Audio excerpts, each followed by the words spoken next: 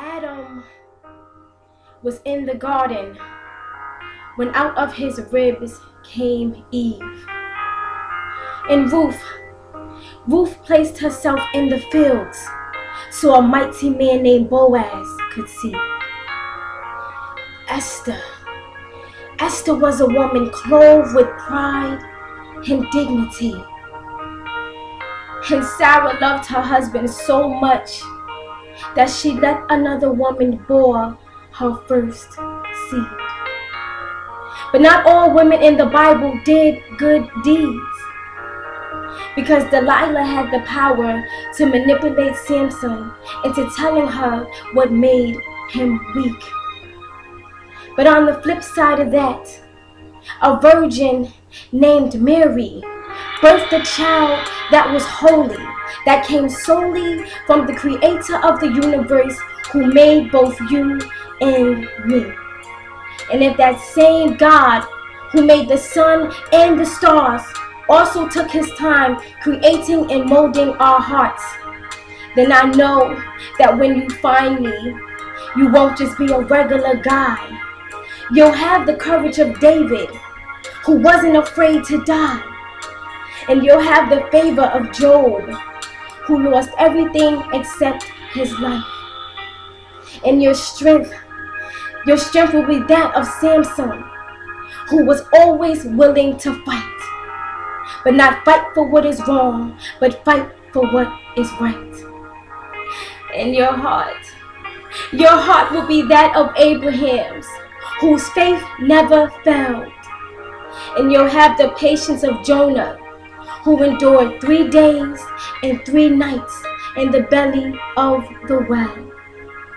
So I had better start preparing, because there's a feeling inside of me that tells me that you're nearing. In fact, the prayers that you have been praying for me, my ears are finally hearing. And you've prayed for me so much that our souls have already met. But since God's timing is perfect, he is not ready for us yet, because he is not done molding you into the image of his son. And he's not done providing me with every single quality of the female in Proverbs 31, which is a virtuous woman who is a reflection of the sun.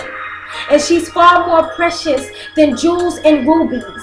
And he'll follow my tongue, because that's where the truth leads. And I will encourage, never discourage, because I know what is right.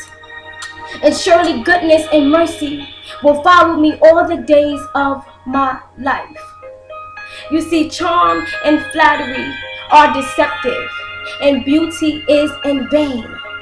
But a woman who worships and fears the Lord, she'll forever be praised. So you must understand, I'm not just after your soul, I'm after your heart. We were 2 halves apart, but together we're whole. And when we're standing at the altar, our Father will be smiling down, because he'll be so proud of his beautiful son and daughter. And forgive me if this sounds a bit plain, but for our vows, we'll recite songs from the verses of Solomon. And the first person that I'll say I do to is to him. And when we cross that bridge into holy matrimony, our souls will reunite and dance in perfect bliss. Mordecai said it best: we were made for such a time as this. It's not to be misused, confused, or abused. Our love will conquer every mountain, and over every ocean it will sail. And you will look at me the same way every day that Joseph first looked at Rachel when he saw her by the well.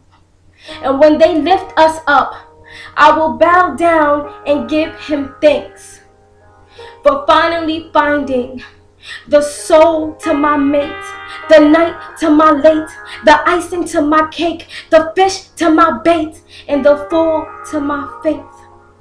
And Lord willing, we'll be together forever, because you are now bone of my bone and flesh of my flesh.